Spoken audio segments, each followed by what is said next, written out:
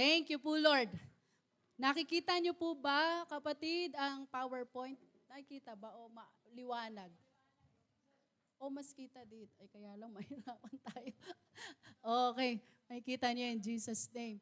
Thank you po, Lord. Good morning po sa lahat. Hallelujah. Praise God. At ako po yung naniniwala na si Lord may ginagawa po sa bawat isa sa atin. Nararanasan niyo po bang pagkilos ng Lord sa buhay niyo?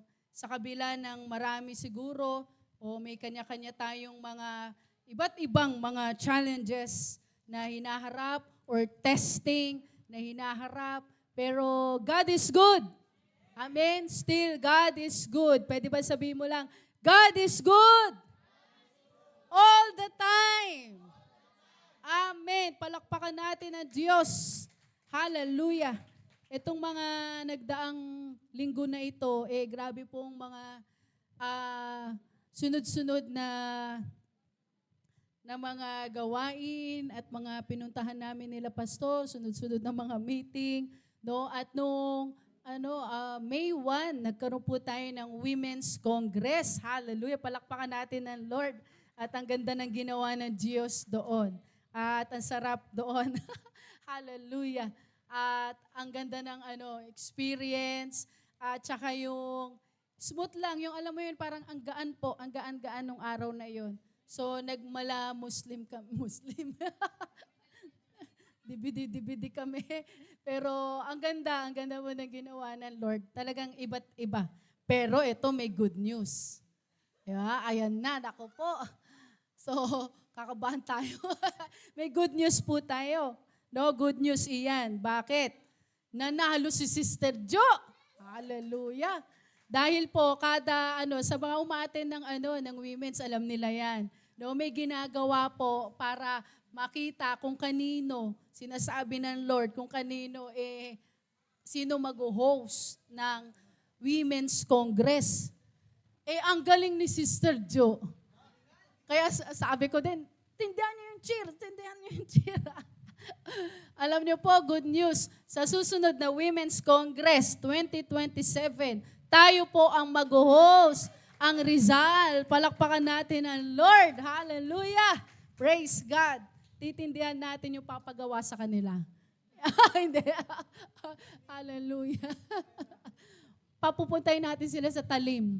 Magbangka kayo. Hallelujah. Pero mabuti po ang Diyos. Amen. Hallelujah. Sa kabila ng marami po tayong ginagawa, may iba sa atin nagtatrabaho, nag-aaral, may mga negosyo, may mga iniintindi po, may pamilya. Ang dami-daming ginagawa. Kapatid, napakahalaga na dapat alam mo yung priority mo rin. No? Pagdating lalo sa Lord. Dapat alam mo kung sino yung dapat una pa rin sa iyo. Amen. Na kahit ikaw ay kabataan, ikaw ay nanay, ikaw ay tatay, kapatid, know your purpose. Amen. Hindi porket ikaw ay nandito sa mundong ito, ipinanganak ka, para lang magpayaman. Hindi po, narito ka para gawin ang kalooban ng Diyos. Amen. Pwede ba sabihin mo yan sa katabi mo, narito ka, kapatid, para gawin ang kalooban ng ating Panginoon. Amen. Hallelujah. Pwede po ba natin basahin ito? 1, 2, 3, fire. The anchored heart. Ayan na. Maraming tao, o sasabihin natin kahit Kristiyano na, no? Iba't iba yung pinag-aangkoran. Iba-iba yung mga pinagkakapitan. Iba't iba yung kanilang mga kinikonektahan. Sa panahon na ito, kapatid, may season ng shaking. Sabihin mo nga, shaking. May season ng shaking. May pag-shake. May pag-test ang Diyos. Sabihin mo nga, test. May pag-test ang Panginoon sa atin. At kapag ikaw ay bumabagsak o hindi ka nakakapasa sa test, ano pong pwedeng mangyari sa iyo? Tulad na lang sa mga exam. Magre-retake ka ulit kasi bagsak ka. Pagre-retake ka ulit at pag ikaw ay bumagsak ulit, magre-retake ka ulit. Hindi pwedeng yung sasabihin mo, example, ikaw ay 4th year. Talaga naman, may 4th year pa ba na tinatawag? Meron pa ba? Parang, tawag na? grade 10 na, grade 10, wala. Halatang fourth year. No, halimbawa, ikaw ay grade 10. No, nag-exam ka, final exam, bumagsak ka. Ang ipaparetake ba sa'yo, ang ipapatake ba sa'yo ay yung pang sasabihin mo next level?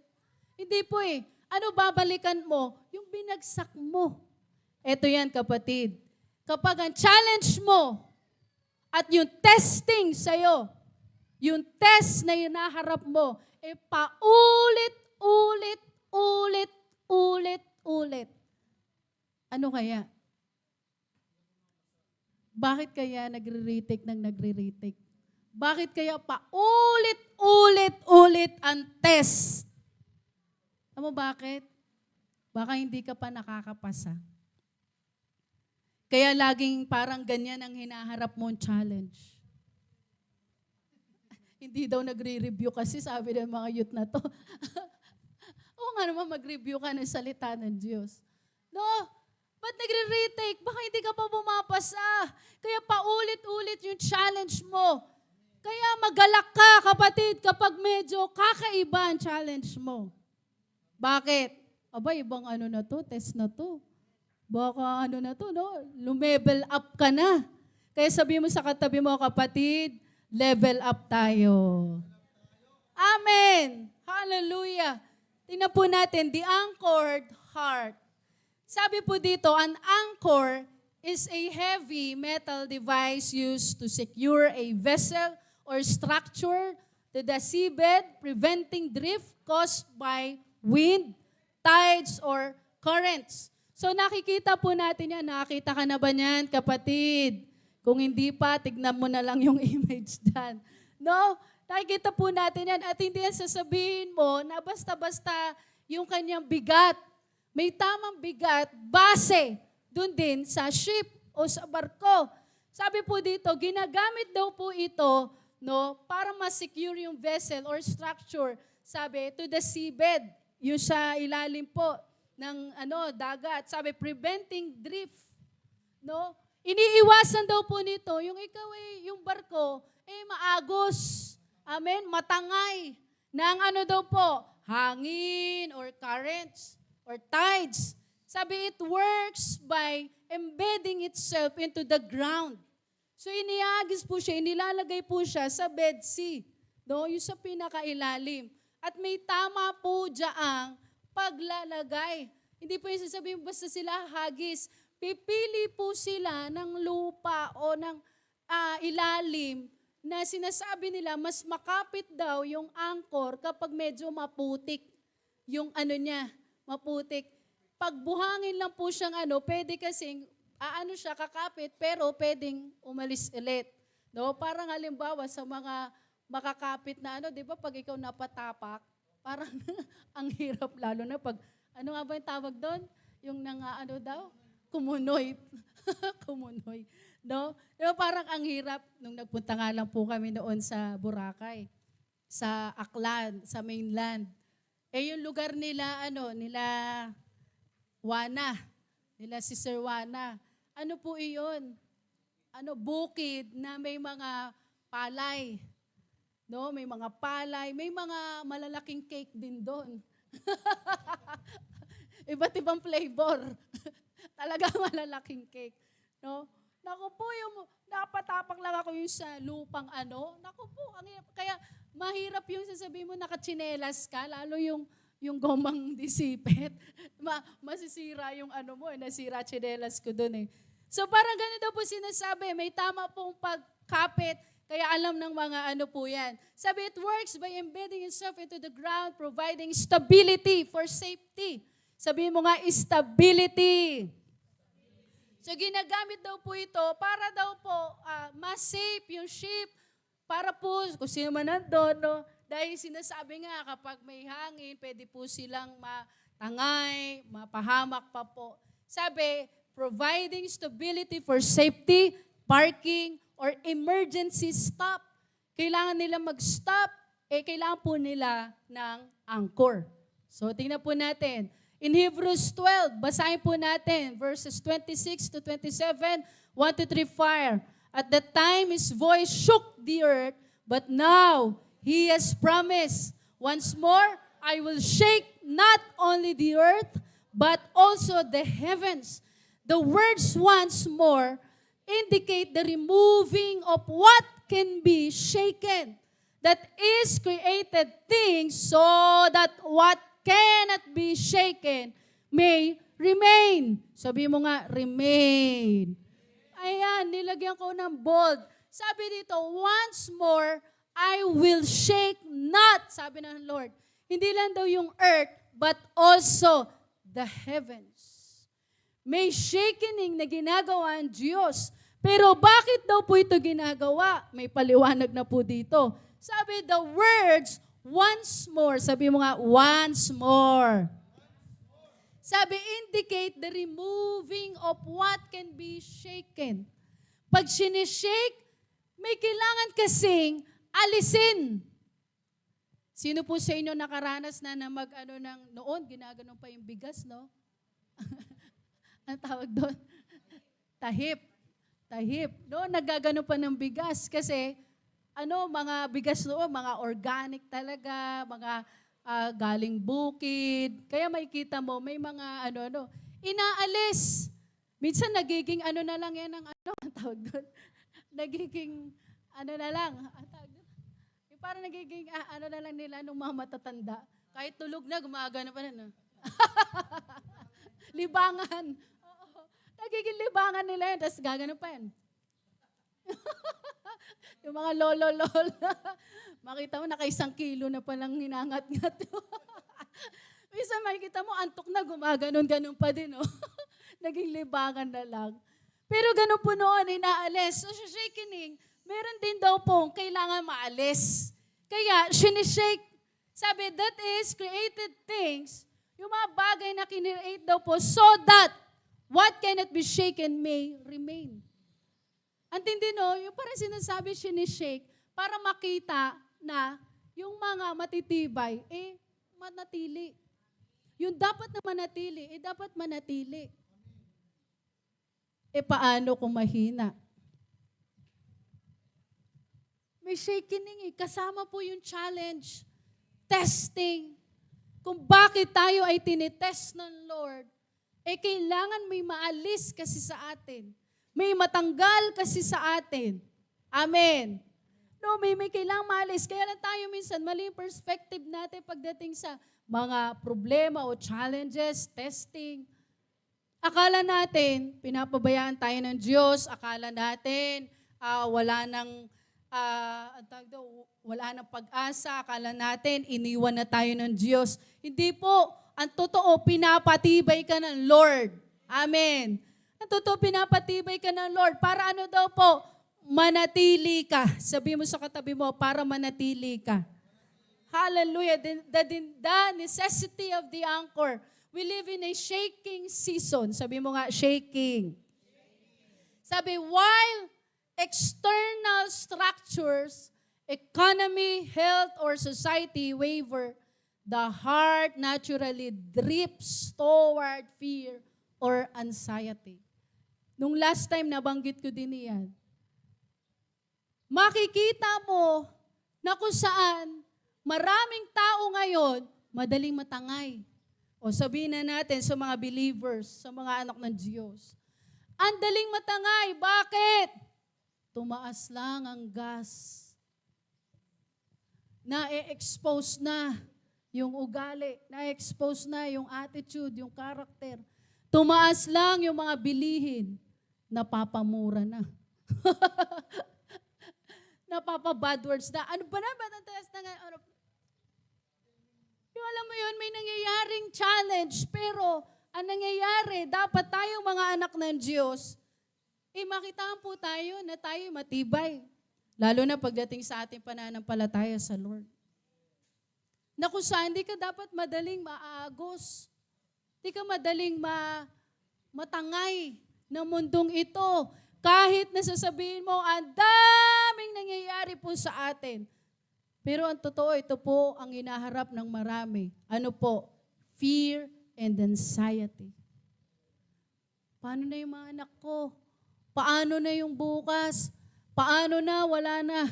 Paano na? Paano kung wala na trabaho? Paano na? Ang gulo na ng bansa natin. Ano na nangyayari sa atin? Paano na yung ganito? Kapatid, know your purpose.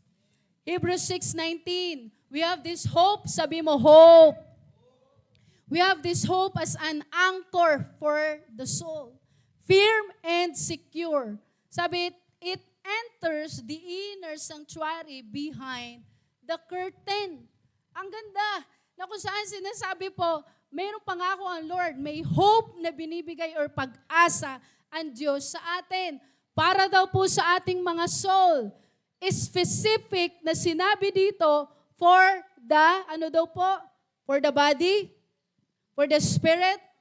Ano daw po? For the soul. Bakit? Sabi ko saktong-sakto. Kasi ang dami ngayon takot. Ang dami ngayon may anxiety. Dami ngayon, puro worry. Dami ngayon, ayaw na. For soul, bakit anong meron sa soul?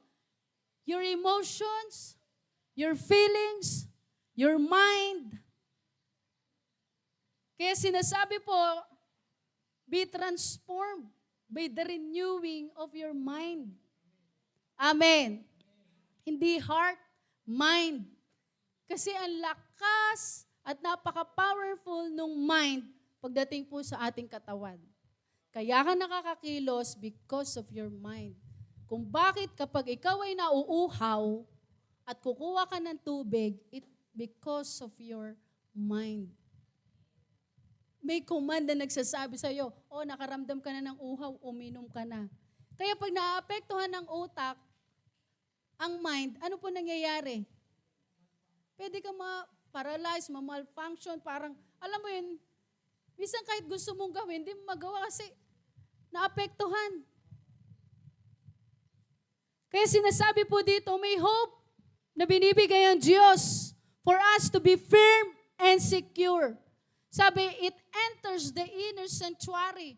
Or sa ibang version, it enters into the presence. Hanggang sa kasuluk-sulukan, hanggang doon sa Holy of Holies. Sabi, para daw po tayong inihila. Patungo doon sa secret place ng ating Panginoon. Para lang maging matibay tayo. Yan, nilagay ko rin ng Tagalog. Sabi in Hebrews 6:19, basahin po natin, 1-3-5. Ang pag-asang ito, ang siyang matibay at matatag na angkla ng ating buhay. At ito'y umaabot hanggang sa kabila ng tabing ng templo, hanggang sa dakong kabanal-banalan. Amen, kahit doon sa kasuluk-sulukan. Pwedeng umabot. Yung sinasabi natin na, yung word ng Lord, if you draw near to me and I will draw near to you. Hindi maghihintay ang Diyos. Naalala niyo po? If you draw near to God, He will draw near to you. Sasalubungin ka na agad ng Diyos. Magre-respond agad ang Holy Spirit, ang presence ng Lord. Once, sabi nga, kahit doon sa smallest na, kahit sa doon sa pinaka maliit na pagka-desire mo na maranasan ang presence ng Lord, magre-respond ang Diyos. Amen. Kaya tignan po natin doon sa prodigal son, hindi po naghintay yung tatay. Tama. Hindi naghintay yung tatay. Sa sobrang excited nung tatay, tumakbo na, sinalubong na yung anak. Kapatid, sabi ko nga, paano nakita ng tatay yung anak niya na nandun na? Malamang, hintay ng hintay, gala ng gala si tatay, asa na si anak, asa na si anak. At hindi po yan sasabihin mo, yung bahay nila parang katulad sa atin. Ito pintuan mo, ilang hakbang, gate mo na. Hindi po ganun. May picture ako kung maalala nyo, di ba? Parang alam mo, yung palasyo niya andoon. Yung tinatakbo niya ang anak niya, ang layo. Tapos nakilala pa niya, excited. Amen. That's why if you draw near to God, si Lord, hindi po yun maghihintay na, sige, lapit pa, onti na lang. Anak, onti na lang. Hindi. He will draw near to us. Amen. Sabi, an anchor isn't for the calm, it's for The storm. Nakakaranas ka ba ng storm? Sora, mainit nga, walang storm. Tapikin mo nga yung katabi mo, may storm ka ba, kapatid? May storm ba? May storm. Sabi, God is calling His people to stop trying to calm the storm and instead drop their anchor deeper into His nature. Hindi daw po ito, sabi na dito, hindi tinatawag ng Diyos ang kanyang mga anak para sabihin na, Lord, itigil mo na, o anak, titigil ko na yung mga challenges, yung testing, para lang ano. Hindi yung sasabihin mo na pag nag-anchor ka sa Lord, wala nang problema. Hindi po gano'n. Ang totoo, titindi pa. Kaya kapatid, yung madalas na naririnig natin, tuwing kailan naman ako lumalapit sa Diyos, tsaka dumadami yung pagsubok ko sa buhay. I-encourage kita. Sabi ni Paul, rejoice. In all your circumstances, rejoice. Sabi pa dun ulit, I say it again, rejoice. Sabi ni Paul, I count it all joy. Yung bawat challenge na nararanasan niya, sabi niya, joy yan para sa akin. Bakit? Nauunawaan niya kasi yung testing na yan. May pagkilos ang Panginoon dyan. Amen. Kaya sinasabi, yung anchor na sinasabi, mag-anchor tayo sa word ng Lord o sa Panginoon, hindi po ito para pa-stopin natin yung storm or testing. Amen. At para ikaw ay makaranas na lang ng magandang buhay. Hindi po. Sabi instead, drop their anchor deeper into His nature. Amen. Sabi mo nga, His nature. Doon po tayo pinapaangkla ng Diyos. Amen. Sabi mo, Christ-likeness. Sabi, the soul, binanggit specific po. The soul, pag sinabi, mind, will, and emotions, is what drifts. Yan daw po yung madalas na natatangay o naaagos, madaling, matangay. Yung emotions, kapag may pera, maraming pera, masaya. Tingnan mo yung katabi mo. Pag hindi masaya yan, baka walang. No, yun yung emotion eh. Nakabase yung emosyon sa nangyayari sa kanyang paligid. Tama, mali. Pag marami kang pera, thank you po, Lord. Mag-ano ka pa, ang tawag dito, mag-share ka pa ng status o yung, ano ba yung merong ganun lang sa messenger? Notes. Feeling blessed. Ayan na. Talaga naman, tuwan-tuwa ka. Pero kapag may challenge naman, feeling sad. Ano pa ba? Lonely. Feeling lonely. No, nakabase kasi sa sitwasyon. That's why sinasabi ng word ng Lord sa atin, yung hope natin for our soul, dapat nakaangkla, walang iba kundi sa word ng Lord. Sabi, deeper into God's nature. Ibig sabihin, hindi ka nakabase sa sitwasyon. Yung emosyon mo hindi nakabase sa sitwasyon. Kundi sa kung anong nature ng Lord. Ano ba si Lord? O kapag may nang inis sa'yo, kapag may nang away sa'yo, hindi yung nakabase ka sa emosyon mo, galit ako. Galit ako sa kanya, galit na galit ako.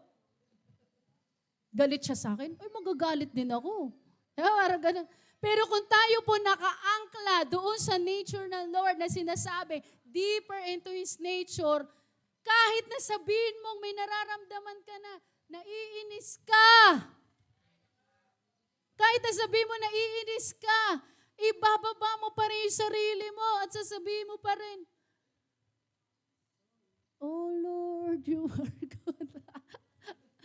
Kahit na sasabihin mo inis ka, tao tayo, nakakaramdam tayo ng inis, pero ibababa mo pa rin yung emosyon mo at aalalahanin mo, ano si Jesus? Paano si Jesus? Pag may nagagalit, paano siya? Pag may nakaranas siya ng mga tao na pine-persecute siya. Nakita ba natin si Jesus? Kumuha ng itak? O samurai? Hindi. Kahit nga yung temptation na ni Satan sa kanya, iba yung kanyang respond. Amen. That's why sinasabi sa atin, yung ating soul dapat naka-anchor deeper into His nature. The soul, sinasabi, that's mind, will, and emotion is what drips. Yan daw po yung madalas na natatangay. The anchor of hope, sabi mo, hope. Sino yung hope? Si Lord is what holds it. Ibig sabihin, siya po yung nagpapatibay para hindi ka matangay. Paano kung iba ang hope mo? Kung ang hope mo pera. Yan na. Paano kung ang hope mo, ang pag-asa mo, pera? Pag wala kang pera, may hope ka o wala? Wala. Nagigets niyo po? Napakasimple, no? Sinasabi kasi ng word ng Lord, ang hope natin, walang iba, kundi si Lord. Kaya lang, maraming tao, thank you, Ate Mayet. Kaya lang, maraming tao, si Ate Mayet, ay hindi. Kaya lang, maraming tao po, ang kanilang hope, pwede ka makinig Ate Mayet. Hello po. Kaya lang ang ating pong hope, sipag nyo naman. Thank you po. Thank you. Kaya ang ating pong hope, pag ang iba ang ating pong hope, iba yung pinagkukunan po natin ng hope. Minsan tao ang kinukunan natin ng hope. Kaya kapag na-disappoint ka dun sa isang tao, ayaw ko na mag-church dyan. Kasi si ano dyan ganyan. Pero pag si Lord po ang hope natin, amen, hindi nakabase sa sitwasyon. Kahit anong sitwasyon meron ka, nananatili ang joy sa'yo. Amen? Palakpakan po natin ang Lord. Sabi, unlike nautical anchors that drop to the seabed, the spiritual anchor flies upward. Yung spiritual anchor daw po natin, pataas naman, into the heavenly sanctuary, tethering the believer directly to Christ behind the veil. Amen? Yun yung grace ng Panginoon na kung saan dati tayo sa outer court lang. Paulit-ulit nating tinuturo. Dati nasa outer court lang tayo. Pero salamat sa grace ng Panginoon, kaya nating umabot doon sa Holy of Holies. At ito matindi, kapatid, si Jesus bumaba na. Si Jesus binigay niya yung buhay niya sa atin. Na kung saan, ganun po katindi kung makikita natin, hindi hinintay ng Panginoong Yesus na bigay natin yung buhay natin sa Kanya. Sino unang nagbigay? Ang Diyos. Kaya grabe yung sinasabing, if you draw near to God, He will draw near to you. Amen. Sabi, the anchor is effective because it is hooked into two unchanging things. Dalawang bagay po, God's promise and His oath, making it impossible for God to lie. Sino po dito naniniwala na kapag nangako ang Diyos, tinutupad niya? Amen. Sabi, imposible at hindi mangyayari na magsisinungaling ang Diyos. Amen. Hindi mangyayari. That's why, kapag si Lord nangako, kapatid, that's His oath. Amen? Hindi tayo katulad ng Diyos na kapag tayo nangako, sige, babayaran ko. Sige sis, babayaran ko sa ganito. Ayan na, nagkakalimutan na, pag ganun na. Si Lord hindi. Amen? Pag nangako ang Diyos, sabi mo sa katabi mo, tinutupad ng Panginoon. That's why kung tayo man po'y mangangako sa Lord, at kung ikaw ay may covenant sa Lord, alalahanin mo ang covenant mo sa Lord. An anchor is useless if the rope is severed. Amen. Kahit na sabihin mo, napakatibay nung anchor mo, Pero kung nasira naman po yung kable, yung cable, or yung kadena, useless po yun. That's why yung connection po natin is very important. Napaka-importante ng connection or yung kadena. Na-imagine nyo po? Kasi kahit nakakapit yung angkla mo o yung anchor mo, kung putol naman yung connection mo doon sa anchor mo, baliwala. Useless. Anong mangyayari? Tatangayin ka pa rin. Madidisgrasya ka pa. Ito ang problema. Akala nila nakakonect pa sila doon sa anchor sa Diyos. Pero marami disconnected na sa Lord. Yun yung great deception ng kaaway. Okay lang yan, nag-a-attend ka naman. Ayan ang deception ng kaaway. Yung sasabihin ng kaaway na okay lang. Sige, gawin mo lang, umattend ka lang. Hindi ka sasabihin ng kaaway na huwag kang umattend. Totoo. Na kung saan, umattend ka lang. Tama naman yung ginagawa mo, okay lang yan. At least uma-attend ka. At least uma-attend ka. Pero may tinatago-tago. Kapatid, wala tayong matatago sa Diyos. Be sure na yung kable mo,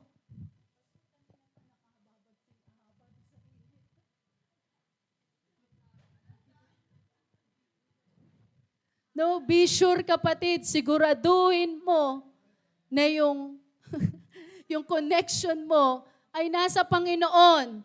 Amen. Siguraduhin mo na yung ayos pa yung connection mo sa Diyos. Amen. Siguraduhin mo, baka kinakalawang na daw. Baka hindi mo alam, meron ng maluwag. Kaya kapag may dumating na hangin, ang bilis matangay. Ang tindi ng problema ko, sis. Ang tindi ng problema ko. Kaya isang bagay madalas na sinasabi ko po pag may nagaganyan, mas lalo kang lumapit sa Lord. Sabi mo nga sa katabi mo, mas lalo kang lumapit sa Diyos, kapatid. Amen. Many feel disconnected because they are anchored to their feelings rather than the Word. Ayan po ang challenge. Ang daming tao ngayon disconnected sa Diyos. Pero akala nila connected pa sila. Akala mo lang. Pero hindi. Bakit daw po nagiging disconnected? Because they are anchored to their feelings.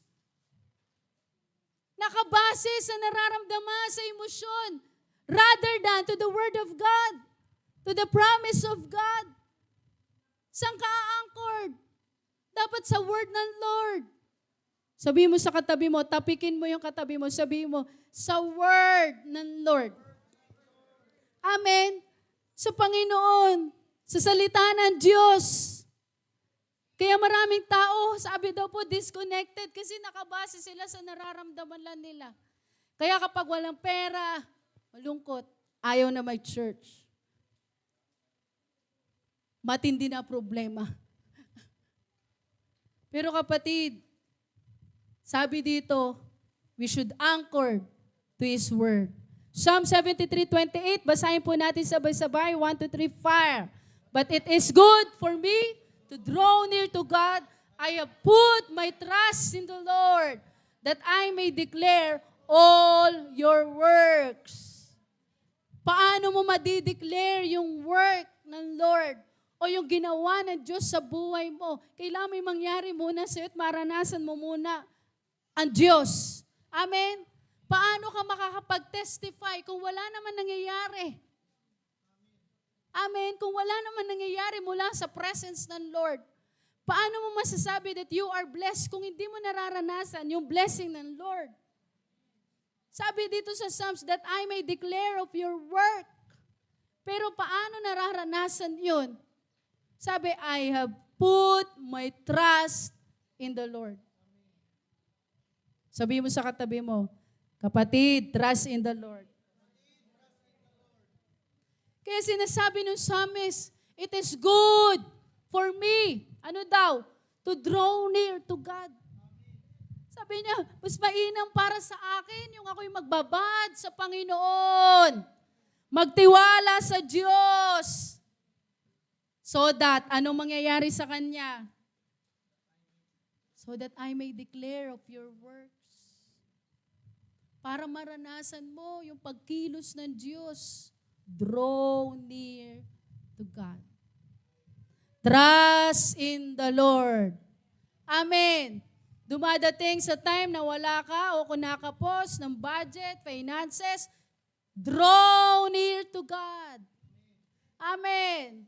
Ano pa? Sabi, I have put my trust in the Lord. Magtiwala ka sa Diyos. Magtiwala ka sa Panginoon. Amen. Di po natin sinasabi na wala nang mararanasang pagsubok. Hindi. Totoo, marami tayong mararanasang pampagsubok. Pero sure ang katagumpayan mo if you draw near to God. Distance from God creates vulnerability. Amen. Pag ikaw lumayo sa Diyos, delikado buhay mo. Yung iba nga nasa Lord na eh. Grabe na atake ng kaaway eh. Kung sa tahanan, sino po sa inyo nakaranas ng lumaya sa bahay? Nung ikaw kabataan pa, ayan na yung mga taga-talim, nagtuturuan na oh. Nung nakaranas ka na ba lumaya sa inyo? Yung kahit ilang oras lang, ilang ano lang. Alam mo yung pag lumayas ka sa bahay niyo, ang lungkot, ang hirap. Kahit na sabihin mo makikitira ka muna sa kapitbahay ay sa barkada mo, hindi ka makakilos ng maayos ng katulad ng kilos mo sa bahay niyo. Amen. Sabi ko nga, naalala ko si Brother Ray, paglalayas po yun sa bahay namin. Maya-maya, andyan lang, andyan na. Kasi nagugutom na daw siya. Sabi niya, Ate Angie, pwede naman ako yung mga dilata, bili. Umuwi ka na kasi, yung mga dilata dyan, bili na, tsaka bigas, tsaka. Habang wala si Mami B. Mag-ano na yung go-grocery. Nung nagkaanak na, mga pag umuuwi, mga naman, diaper, pambili ng ganito, nag-grocery sa loob ng bahay. Magugulat si Mami B, asa na yung mga gin-grocery dito? No, hindi madali yung ikaw yung makapagpahinga. Pero iba yung sasabihin mo, sarili mong tahanan. Amen. Pag tayo lumayo sa Lord, sabi it creates vulnerability. To be anchored means living in a state of constant communion. Sabi mo nga, constant communion. Sabi, constant communion. Maninirahan ka. Amen. Kaya nga sabi ko, sa presence ng Lord, sa dwelling place ng Lord or sa secret place ng Lord, kung ikaw ay anak ng Diyos, hindi ka bisita. Amen. Hindi ka bisita. Papasok ka lang sa presence ng Lord, aalis ulit. Papasok ka ulit, aalis ulit.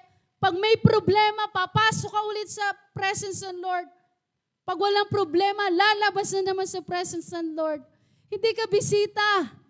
Kung ikaw ay anak ng Diyos, kapatid, dapat nananahan ka. Tumitira ka. Amen. Kaya familiar ka pag presence na ng Lord. Si Lord to. Amen. Kasi nananahan ka. Ay, lobat.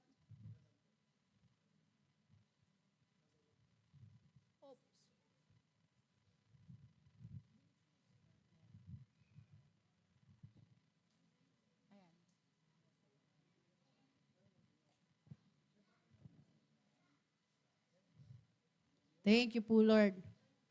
When you are close to the heart of God, you hear His heartbeat instead of howling wind. Ulitin ko po. Sabi, if you are close to the heart of God, you hear His, heartbeat Instead doon sa ingay nung wind, nung storm, nung si Peter, nung tinawag ng Lord, come, come. Anong ginawa ni Peter? Lord, sige po, edi lumakad. Pero sabi po doon, nakita niya yung wind. Antindi, no? Sino dito nakakita na ng wind? Pwedeng marinig mo eh. Shhh! Amen. Naririnig mo. Pero iba yung sasabihin mo, nakita ko yung wind. Si Peter ganun, nakita niya. Kaya ano nangyari? Bumagsak. Sabi, when you are close to the heart of God, ang maririnig mo, ano daw po? Heartbeat ng Diyos. Puso ng Panginoon ang maririnig mo. Tibok ng puso ng Diyos ang maririnig mo. Amen. Kaya ano man sitwasyon meron ka, pag tumibok ang puso ng Lord, naririnig mo, hindi tama reaction ko. Hindi tama itong pinaplano kong gawin. Hindi tama yung sinasabi ko. There is a divine purpose in the current turbulence. Ano daw po? To reveal what is unshakable. Aba, kaya pala may mga storm, may mga matitinding nangyayari sa buhay. Ano daw yung purpose? To reveal what is unshakable. Ngayon, may shaking na ginagawa ang Diyos. Inire-reveal ng Panginoon ngayon kung ano daw po yung unshakable. May mga unshakable ba dito? Amen. Sabihin mo sa katabi mo, you are unshakable, kapatid. You are unshakable. Na kahit anong sitwasyon, bagyo, dumating, pag nakaangkla ka sa word ng Lord, matibay ka. Psalm 112 verse 7, He will not be afraid of evil tidings. His heart is steadfast, trusting in the Lord. Sabi, hindi ako matatakot. Saan daw po? Evil to, ha? Hindi ito sasabihin mo lang ba sa pagsubok na walang pera? Kundi kasamaan na yung parang sinasabi dito. Hindi daw siya matatakot. Bakit? His heart is steadfast, trusting in the Lord. Sabi mo sa katabi mo, huwag kang matakot sa mga nangyayari sa paligid. Huwag kang matakot sa mga nangyayari sa paligid. Magtiwala ka sa Diyos. A heart anchored in God doesn't react to bad news the way the world does. Ayan na. Yung mga anchored daw sa Lord, sa word ng Panginoon, hindi daw po basta-basta nagre-react sa bad news. Ayan na. Tignan mo nga yung katabi mo, tanungin mo nga siya, ma-react ka ba, kapatid? Kapag may naririnig kang bad news, ma-react ka ba? Ito po ang balita. May mga ashfall po sa Albay. No? Ito po ang balita, sunod-sunod ang ganito ganyan, lindol. Hay, ano ba yan? Naku, talagang masasama na ang mundo talaga, ganito ganyan, talaga. Ay, nagtaasan po ang mga biling. Ito. Ay, ano ba yan? Talaga naman itong president natin na to. Ganun na. Ganun ka ba? Sabi yung mga heart anchored in God, sabi hindi po sila basta-basta nagre-react sa bad news. Amen. Sabi, the prophetic promise is here, is steadfastness, while other are tossed by every headline. Sa kung ano-ano mga naririnig, ang dali daw pong bumigay. Ang daling mag-react, ang daling mataboy, ang daling maagos. The anchored heart remains level, knowing that the kingdom of God cannot be moved. That's the kingdom of God. Sabi, it cannot be moved. It cannot easily move. Amen. Na dapat ganun din po tayo. I challenge you, kapatid, Kung meron man may sumasakit-sakit sa katawan mo, do not be easily moved. Sumakit lang yung ulo mo. Ay, baka may cancer na ako. Ay, baka ano na ako, may ganito na ako. Tapos ikaw, si-search ka na. Ba't sumasakit yung ano mo? Yung nalabas mo.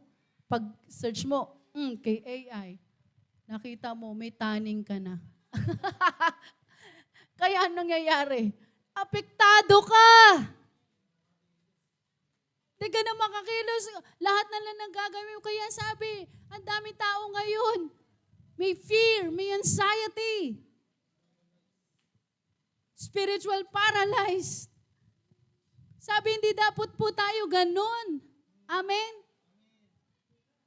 Ikaw ay anak ng Diyos. The call to deep waters. Sabi mo nga, deep waters. Sabi, God is pulling His people away from shallow, superficial Christianity. Inaalis tayo ng Lord at gusto tayong alisin ng Lord doon sa mababaw. Tanungin kita kapatid, yung mga angklang ganyan, pwede ba yung sasabihin mong mga 2 feet, 4 feet? Hindi nga ito mabubuhat ng tao eh. Yung minsan may mapapanood ka, yung nagkamali, yung alimbawa, ibinabana nila, yung may, di ba, kadenang ano, kailangan marunong kang aano ka na agad. Kasi hindi, sobrang yung weight niya, yung bigat niya, pwede ka talagang may mga didiscuss ganun. Hindi yung sasabihin mo doon sa mga shallow or mabababaw, tapos ganyang mga angka siguro, kung ang bangka mo, yung papel, gagawa ka na ganyan. O mamaya gagawa tayo ng ganun. Mag-ano tayo, activity. Okay. Sabi dito, God is pulling His people away from shallow, superficial Christianity. Shallow waters. Sabi, water offers no room for a heavy anchor. Kaya po yan, yung anchor na yan, ibinababa doon sa may seabed. Doon na sa pinakamababa yan. Malalim po iyan. Sa picture na dyan, kala mo, maano lang yan, pero malalim po iyan. Sabi dito, Psalm 42 verse 7, deep calls unto deep, at the noise of your waterfalls. All your waves and billows have gone over me. Ang tawag ng Lord sa atin, ano daw po? Lalim. Lumalim. Sabi mo nga sa katabi mo, lumalim ka kapatid. Lumalim ka, magpalalim ka sa Lord. Amen. Sabi mo nga sa mga nasa likod, lumalim, magpalalim ka kapatid. Yan ang call ng Lord sa atin, magpalalim. Amen. Kaya yung anchor hindi po pwede sa mga mabababaw. The anchor must go behind the curtain. Sabi dito, yung anchor dapat behind, doon sa curtain. Ibig sabihin, doon ka sa secret place. Doon sa malalim na intimacy mo sa Diyos. Doon sa secret place mo. Ito the Holy of Holies. Sabi mo, Holy of Holies. Sabi, call to deep intercession and trust in His Word. The deeper the anchor goes, the more violent the storm can be without moving the ship. Ang ganda po, na kung saan sinasabi, mas malalim na anchor, mas pwedeng kahit anong violent storm na maranasan mo.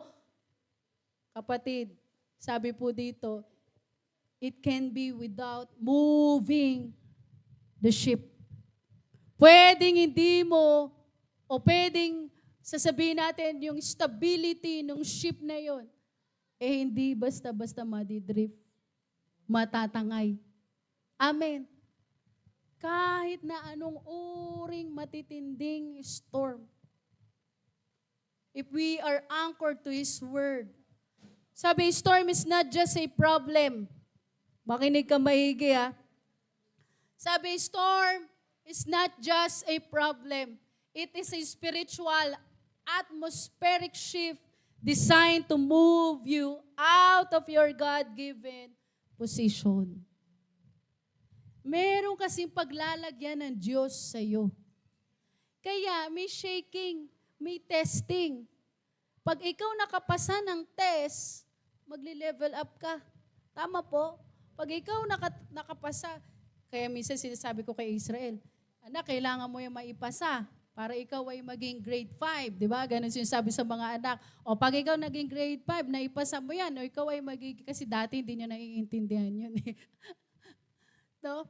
O pag nakapasa ka sa exam, o yan yung patunay na may natutunan ka, natuto ka sa buong taon na pag-aaral mong yon. O pagkatapos ng test mo, napasa mo, o punta ka na sa next level, grade mo. Ganun po, di ba? Maging sa ating Panginoon, may inihanda na ang Diyos para sa bawat isa sa atin. Kaya may testing. Nililinis, inaayos for us to be qualified doon sa next level na pagdadala ng Diyos sa'yo. Amen. Maging sa pagdadrive, may driving lesson. Pwede kang pumasa, pwede ka rin bumagsak. May kilala ako kinikwento niya, ilang beses siyang bumabagsak. Hay ko, anong mga nagiging mali mo? Marunong ka naman mag-drive. Nakakalimutan ko mag-seatbelt. Ang simple lang. Ang simple lang. Nakakalimutan daw mag-seatbelt. Tapos may iba, laging ang nababagsak niya, yung madali, yung alam mo yung madali lang. Kasi marunong naman na siya mag-drive, marunong naman siya. Yung mga simpleng ganun lang. Kapatid, may inihanda ang Lord sa atin for us to move forward, for us to go to the another level na pagdadala ng Lord sa atin. Hayaan mo, itest ka ng Lord. Hayaan mo, itrain ka ng Diyos. Sabi, without an anchor, drifting is inevitable. Yan po ang totoo. Pag hindi po tayo nakakapit ng matibay doon sa salita ng Diyos, madali kang matatangay. Amen? Simpleng hangin lang. Nakita niyo po kanina yung mga dahon dyan. Wala pang bagyo. Pero yung onting hangin, natatangay na siya. Wala pong bagyo. Paano kung ganyan tayo kagaan? Alam mo yun, kung bagyo. Yung sasabihin mo yung mga ganyan, no? Pag humangin, ang daling matangay. Sabi, without an anchor, drifting is inevitable. We are warned to pay close attention to the word so that do not drift away. Drifting happens slowly and silently when we lose our grip on truth. Pag nawala daw po yung grip natin, yung pagkapit natin doon sa truth, pwede tayong bumigay, pwede tayong matangay. Everything on earth is subject to change, but the word is the only constant. Basahin po natin, Isaiah 48. The grass wither, the flower fades, but the word of our God stands forever. Sabi, everything na meron po dito sa mundong ito is subject to change. Nagbabago. Tignan mo katabi mo, nagbago. Bago itsura, dating bata lang, dating payatot lang, ngayon lumaki na. Nagkalaman, no? Minsan nagtitingin ako ng natin dahil may mga hinahanap pang picture. Alam, papayat pala. Mas maayos pala itsura natin ngayon. Tapos nakita ko pa yung nasa Laguna, yung mga selfie namin nila Trisha. Yung gusto mo na, iba na. Yung mga selfie kung ano mga itsura. Naging ganun pala tayo noon. Mga itsura. May sombrero pa tayo. Mga ginagawa namin. Ang totoo, bumibili, pagkatapos yung the praise and worship, bibili kami ng soft drinks nila Yerang. Bigla magsiselfie na kami nila Pastora Roda. Pero kapatid, doon sabi, ang hindi lamang po bumibigay o ang forever lang will stand forever, walang iba kundi ang word ng Lord. Amen. Lahat pwedeng magbago pero ang word ng Lord nananatili po. An anchor is useless without a strong cable connecting it to the ship. In our walk, that cable is composed of our faith and our relationship with God. Amen. Kaya you cannot please God without faith. Yan yung connection po natin sa Lord. Yan yung kable natin. Amen. Kaya kapag yung ating pananampalataya at relasyon natin sa Lord, kakalakalawang, lumuluwag-luwag na. Pag may hangin at alon na dumating, ano pwedeng mangyari? Pwede kang matangay. The testing of the cable, may testing. Your anchor is hooked into the inner sanctuary, to the secret place of God. But the cable is tested in the world. Nararanasan mo po ba may testing? Tanungin mo nga yung katabi mo, may testing ka ba kapatid?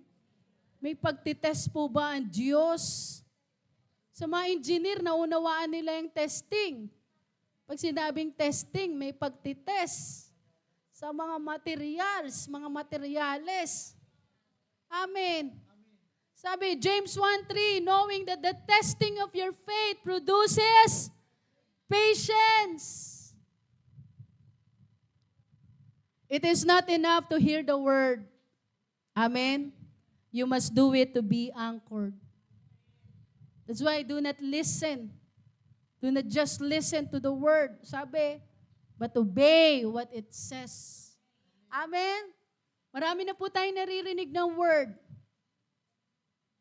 Hindi po tayo dinesign ng Lord, mag-impok ka lang ng mag-impok, ng mag-impok, ng mag-impok. Hindi po.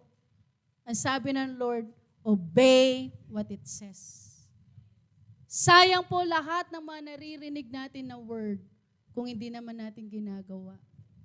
Sayang yung mga pinapakinggan nating salita ng Diyos kung hindi natin ine-exercise. Kapatid, examine your heart, examine yourself. Ilang taon na akong Kristiyano, ilang taon na akong nakaupo sa upuan na ito. Nagbago na nga. Dati yung upuan, kulay brown, naging halos puti na dahil luma na. Hanggang nabago na, bumili ng bago. Ilang taon na akong Kristiyano, ilang taon na akong nakikinig ng word. Tanong, ginagawa mo ba yung word? Warning, may warning ang Lord. In Matthew chapter 24, 23 to 25, basahin po natin, 1 to 3, 5. Then, if anyone says to you, look here, is the Christ, or there, do not believe it. For false Christ and false prophets will rise and show great signs and wonders to deceive, if possible, even the elect. See, I have told you beforehand. Ang warning, hindi po yan sasabihin mo na sasabihin sa'yo kung kailan nandun na. Tama? Sinasabi ang bago pa. Kaya may mga sign, makikita mo, halimbawa, one way. Nakalagay na.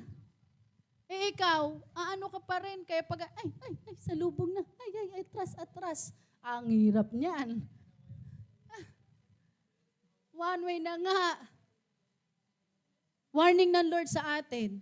Marami daw po ang pwedeng ma-deceive. Even the elect. Sabi, possible. Pwede. Kahit nasabihin mo Kristiyano na, kahit nasabihin mo nasa Lord na, pwedeng ma-deceive. Kaya sinasabi ng Lord to sa atin, marami mag-a-arise. Now, tignan po natin ito, the two builders. Alam na natin yung storyang ito, kaya nilagay ko na lang ng ganyan. Alam na natin, may nagtayo sa lupa, buhangin, may nagtayo rin sa bato. Jesus spoke of the wise man who built his house on the rock. When the floods came and the winds blew, the house stood because it was founded on the rock. Amen. Yung kinakanta natin na Rock of Ages, di mo lang kinakanta yun, kundi si Lord yun. Amen. Tanong, ito po yung sinasabi ko madalas or nung last na mensahe ko.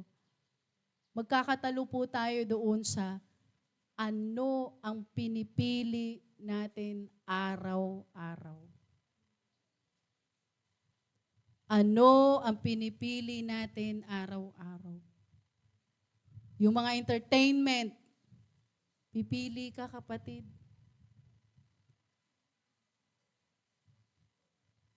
Yung pwede mo maging respond sa mga sitwasyon, pipiliin mo. Yung gagawin mo, yung plano mo, pipiliin mo. Titindig ka ba bilang anak ng Diyos? Titindig ka ba sa katuwiran? O pipiliin mong parang, piliin yung nararamdaman mo kesa yung iba? Alam na natin to. Yung tao na tinayo yung kanyang tahanan, bahay sa bato, na natili. When you are anchored by the Word, the storm doesn't come to destroy you. Amen. Yan ang pagkakamali po ng iba. Kala nila kung bakit tinitest ng Lord, hindi sila mahal ng Diyos. Iniwan na sila ng Panginoon. Hindi po, not to destroy us. Sabi, it comes to prove that you cannot be moved. Alam mo yun, gusto kong ipagmalaki ng Diyos. Yan yung anak ko. May bagyo, may unos, hindi basta-basta bumibigay. Amen. Di basta-basta inaagos. Sabi mo sa katabi mo, kapatid, matibay ka. Matibay ka. Amen. Sabi mo ulit, magpakatibay ka. Tayo po tayong lahat. Thank you po, Lord. Hallelujah. Sabi dito, the storm is not, it doesn't, sabi, come to destroy us. But it proves that you cannot be moved. Pinapakita at gustong ipakita ng Diyos kung sino siya sa buhay mo.